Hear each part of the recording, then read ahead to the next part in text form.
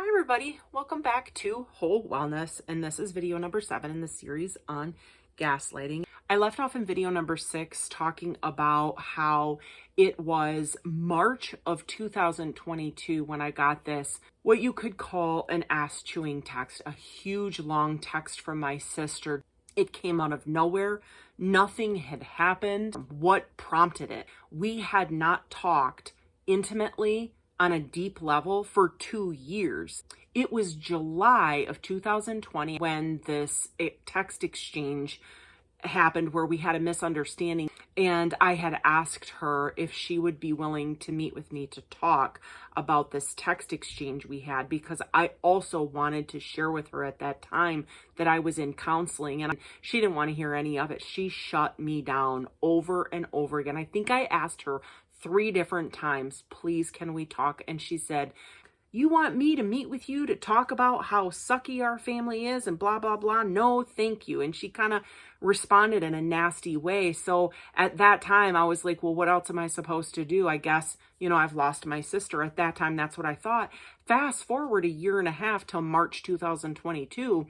And she just lambastes me in this huge long text that came out of nowhere. I was at work when I got this text, and I was scrolling going, what the heck? She was going off on me.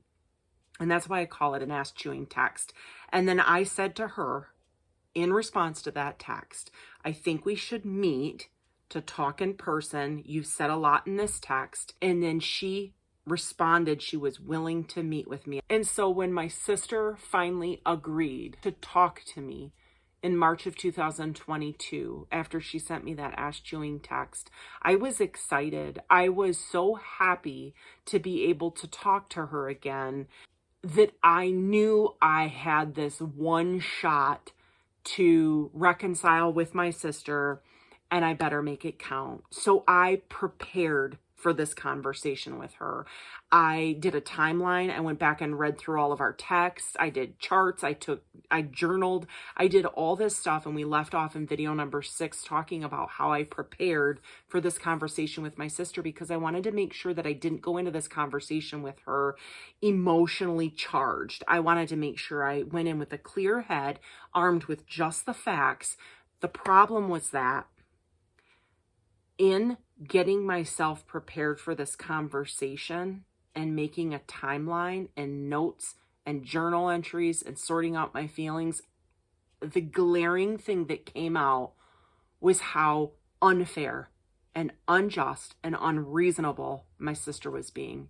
And the text she sent me had statements in it that were not true. She was making things up, deflecting blame. And I was like, oh boy.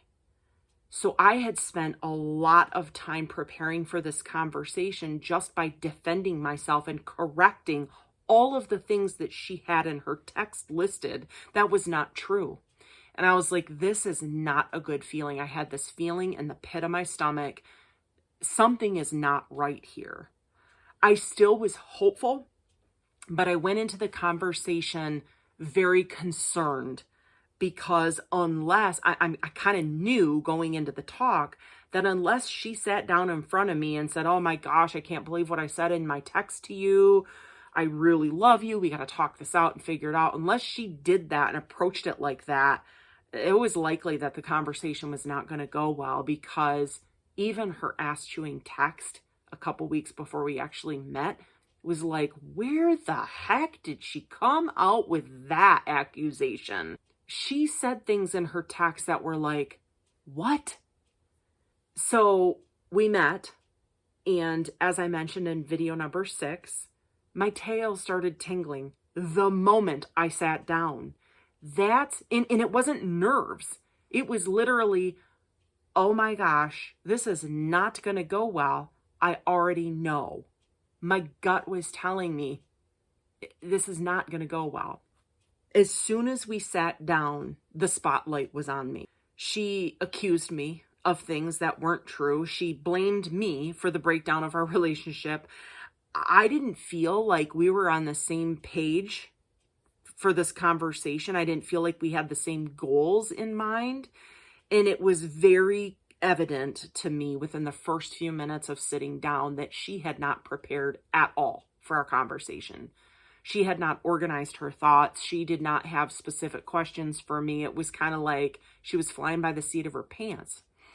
And the only thing that she had come to the dinner with me prepared with were opinions and perceptions, judgments about me and about what happened, which she insisted were valid because they were unique to her. The one thing I objected to was that her perceptions and opinions were founded on untrue things. And she didn't get that if her opinions were founded on lies and untruth, that they were inherently wrong. She still stood by her perception because that's what she thought. And one of those perspectives that she had that was so blatantly wrong was that I had moved away from our hometown temporarily for a little less than a year in 2021 to get away from our family of origin. She had completely forgotten, conveniently, that in early 2021, before I moved, out of respect for her and I's relationship, that I had asked her to meet with me so I could tell her that I was going to be moving away temporarily. And my reasons for moving away, which had nothing at all to do with our family of origin. And I told her that when we met in early 2021. And our move had everything to do with the fact that I was leaving my current job at that time. And I told her that. And my son, my older son, had said that he wanted to switch schools, so we were going to give it a shot.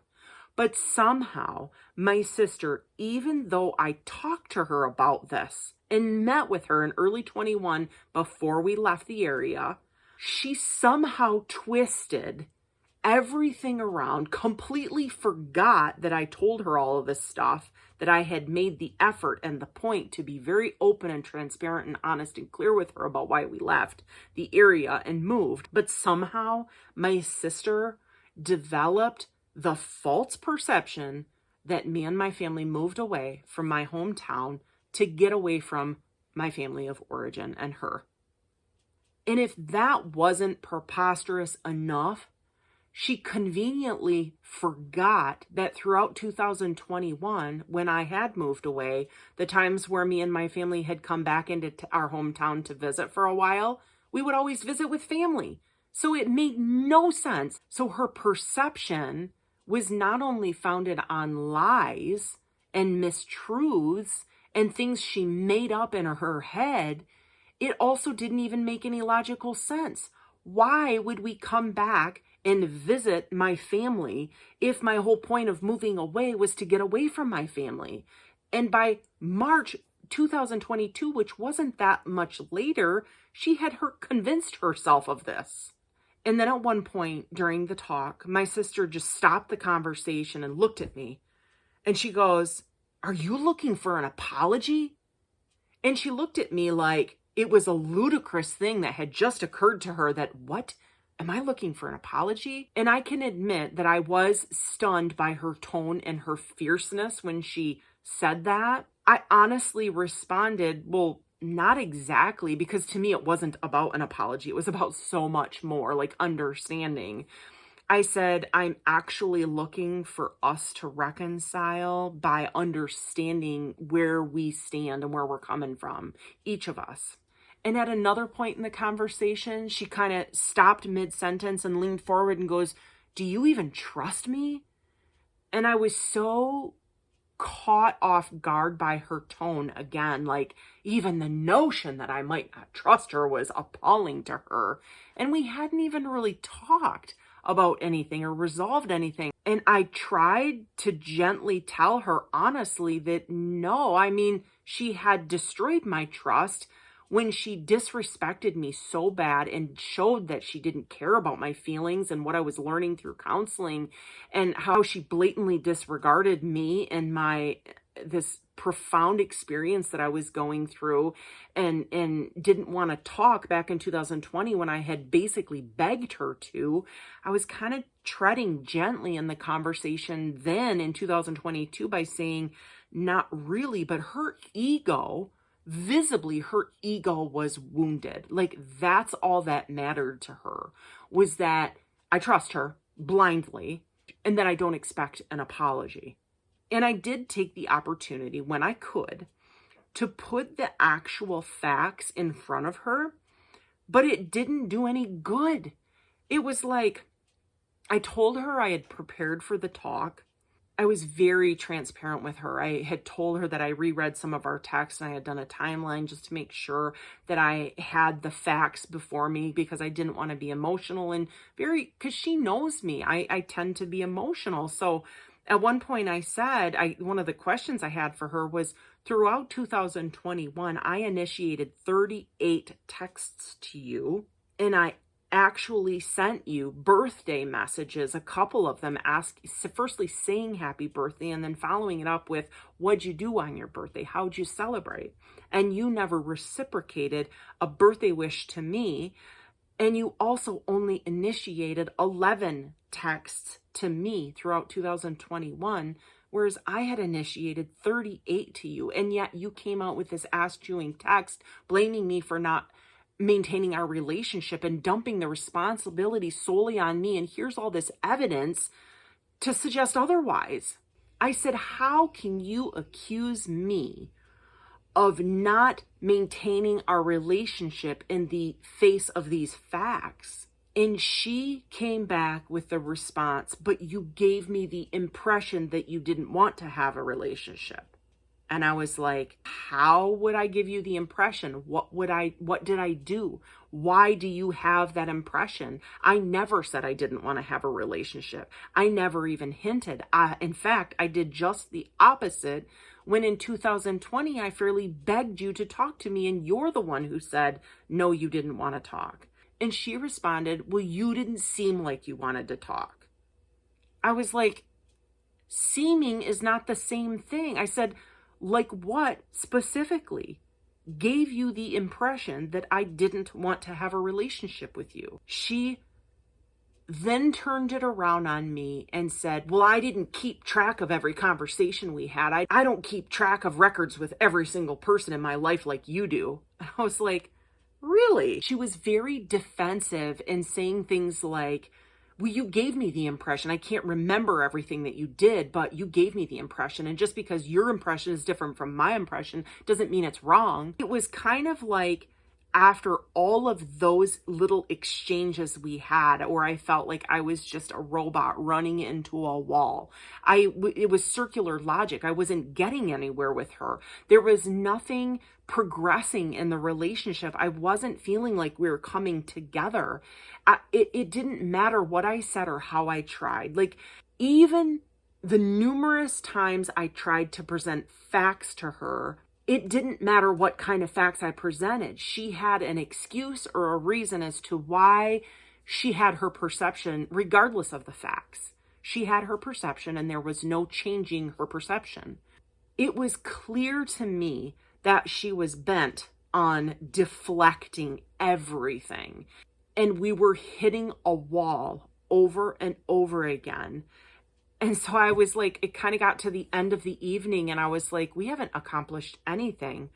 There was no reasoning with her. I mean, I exhausted myself over the course of, I think it was 2.5 hours, trying to talk to her, trying to get somewhere with her.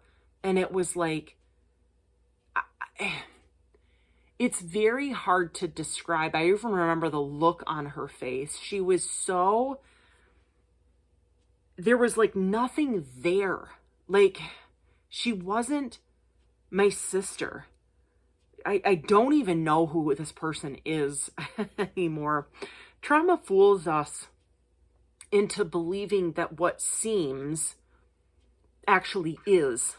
Healing proves to us that what seems is not.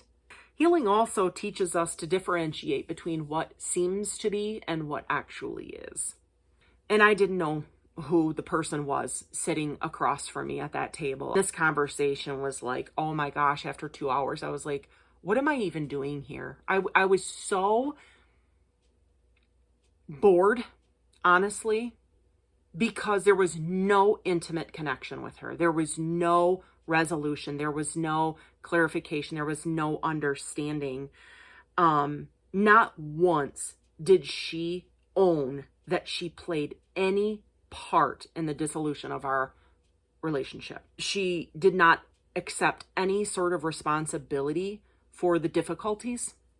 She deflected, she blamed, she accused, she justified her perceptions, even in the face of facts. She didn't admit that she could have done or said anything differently to change the outcome of where we had gotten to. And she didn't even acknowledge that she was wrong in refusing to talk to me in 2020. It is interesting. It's if you could be a fly on the wall of this conversation, I mean, if you're being gaslit, if you're in a relationship right now where you're being gaslighted, it is likely that you know exactly what I'm talking about. It's like you're standing up against a wall, talking to a wall, expecting it to respond, expecting it to interact with you, expecting it to connect with you. And you're going, hello, wake up in there. And there's just nothing. My sister was cold, callous, and demonstrated a very careless disregard for my feelings and for our relationship. She wanted our relationship, it was clear to me, to continue according to her rules and her standards for our relationship. She wanted to forget about everything else and just have things the way they were before. And from 2012 to 2020, when I stifled my feelings, catered to her dishonesty, pretended to be happy for her and her relationship, behaved sacrificially, sacrificed myself, mentally and emotionally self-mutilating and manipulating myself for her, because I love her, because she means the world to me, because she gave me an ultimatum to shut up or lose her. But in the process of keeping her, I lost myself. And by March of 2022, I had already sought counseling for my internal chaos. I'd already ripped open the wounds from my past, and I was left raw and started to heal. And I didn't want to do that again. I didn't want to go back and reopen those wounds and rip things open again and rip them apart. My wounds were being stitched up, and I wanted to keep stitching and healing them. I wanted to keep moving forward. And so we weren't even speaking the same language when we got together in March of 2022 to talk. We were speaking different languages to each other, and so I couldn't understand her and she couldn't understand me. That's what happens when a healthy person talks to an unhealthy person. There's just no connection. There's no resolution. There's no reconciliation. There's no coming together as one, as a relationship. When my sister and I had left that dinner conversation, we had agreed to spend some time independently thinking over everything that we had talked about and kind of agreed to start from scratch with our relationship. But as I drove away, like immediately, I knew based on how the conversation had went at dinner that she meant forget everything from the past and go back to the way we were from 2012 on, where I would shut my mouth and just do whatever she wanted to do and not be honest and transparent with her. I knew very quickly that I wasn't going to be able to do that. I couldn't just erase the past. I couldn't just go back to the way things were. I couldn't start from scratch. I couldn't do what she wanted me to do. I just couldn't do it. The whole point of us talking was to reach a reconciliation, at least in my book it was, to reach an understanding, to come together. But that clearly wasn't her goal. Her goal in our conversation was just a follow-up to her text. I was supposed to take blame. I was supposed to admit that I'm crazy and loopy, that I'm the scapegoat, that I'm willing to take the blame, that I needed to shut up, that I need to accept whatever made-up perception she has about the things that happened in the past. After I arrived home, after meeting with her to talk, I immediately sat down and began journaling and typing up things that we said to each other as much as I could remember. My throat gets so dry when I talk. I didn't want to have to rely on memory as I'd done before, as I had learned in counseling and stuff. When you're abused, you're convinced that you're wrong, that you can't trust yourself, you can't trust your memory. And there were moments as I typed where I wondered, like, why am I doing this? I still felt like I needed to make sure that in the future I had the information before me, because I knew that things were just there was going to be a bigger chasm between us, that I would want to make sure that I had the recollection of our conversation to refer back to. And now, looking back, I am so glad I did that. And as I typed, there it was in black and white, yet again, just as I had seen prior to us meeting to talk, that deflecting, that blaming, that unfair, false reality. I was being gaslighted, if not downright abused, by my own flesh and blood, by my sister, my BFF. And so I began grieving the loss yet again of my relationship with my sister for the third time. The first time in 2012 when she issued the ultimatum for me, and the second time in 2020 when I had begged her to talk to me and she refused. So here we were for the third time, and it cut me to the core. And 2022 and 2023 proceeded as one might expect, with a great deal of distance between my sister and I, just casual surface conversations and informality between my sister and I at family gatherings and stuff like that. But there were a few more things that happened over the course of 2022 and 2023 that were a lot more intimate and special to my sister and I, but we never had a follow-up conversation to that. The next major event that happened was my dad's death, and I'll get into that in video number 8. And the series on gaslighting. My sister, unfortunately, is a person that was closest to me, that caused me some of the biggest hurts throughout my healing. And it's only been in the last 6 months or so that I've been able to awaken to the two people that were closest to me, my mom and my sister, who were tormenting me the worst. So even though you go through counseling, this is a testament to how healing takes time. Because I was out of counseling. I was in counseling for 18 months, out of counseling for a couple more years. And it wasn't until this last summer. And thank goodness for my mom and my sister continually abusing me. Because if they had not continued to send me texts and messages, just throwing me up against the wall and abusing me so horribly, verbally, I would be still clueless. I would still be believing that these people are people that I really should have close to me, because they're my flesh and blood. They're my mother and my sister. I don't have 5 sisters or even 2 sisters. I have 1 mother and 1 sister. And these 2 people are a significant part of my past, but they're also a significant part of why I was so mentally and emotionally and spiritually deprived and unhealthy, and living my life in absolute chaos for so many years. And now I'm free. Now there's so much more grace. There's so much more forgiveness. There's so much more love and light and joy and peace. And I see it not only in me and in my soul, I see it in my husband and my kids. So it's profound. Healing is profound. Getting away from toxic people is profound. It's painful, but it'll be profoundly for the better. It takes a lot of work though. That's where we're going to end video number 7. I hope you tune in to video number 8 coming up, where we talk about what happened in 2022 and 2023 with my dad's passing. And I hope this information and this video series has been very helpful and enlightening for you. I hope you guys are taking care of yourselves. Thanks for tuning in to Whole Wellness with Ann. I'll see you next time. Bye.